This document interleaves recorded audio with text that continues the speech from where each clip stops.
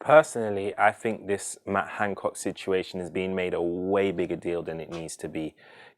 First and foremost, let's take into consideration the fact that, the families of both these people had to find out this news through social media, through their business getting blasted all over the internet. Now, I'm not saying I feel sorry for these two people and their actions, because at the end of the day, if you're gonna do if you're gonna do these kind of things, at least try not to get caught. Don't do it in front of a camera where footage can be seen. Someone can take that and put it out there. Because at the end of the day, people will do that, especially if you're in such an influential position as a politician.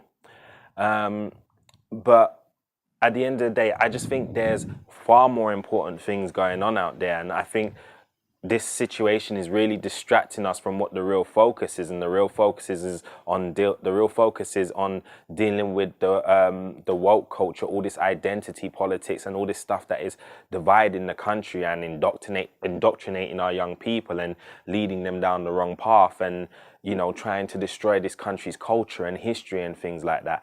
That's where the focus should still be on. Our focus, this shouldn't be, our focus shouldn't be so drawn into two people who were just really trying to get their freak on. I understand the whole thing with social distancing. I understand the whole thing with breaching, with breaching protocol or breaching the law and stuff like that.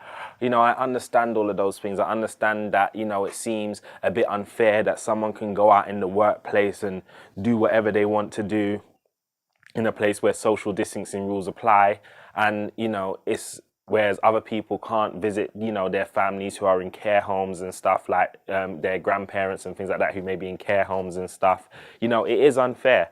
And at the end of the day, it should be, there obviously should be some form of protocol in the workplace where, if they feel that if they feel that has been that big of a breach of protocol, then they should fire that person. Now, the government didn't do that, but Matt Hancock decided to go out of his way and resign himself, and take responsibility for the situation. But at the end of the day, it's not as if to say social distancing out here is stopping people from getting their freak on. And I just think this situation has been made too big a deal of, and it's too much of a distraction from the real issues that is going on out there. So all I'm saying is that let's put our focus on the right things. Let's focus on what we really need to tackle. Let's focus on the things that are actually having a genuine impact in our lives, such as the indoctrination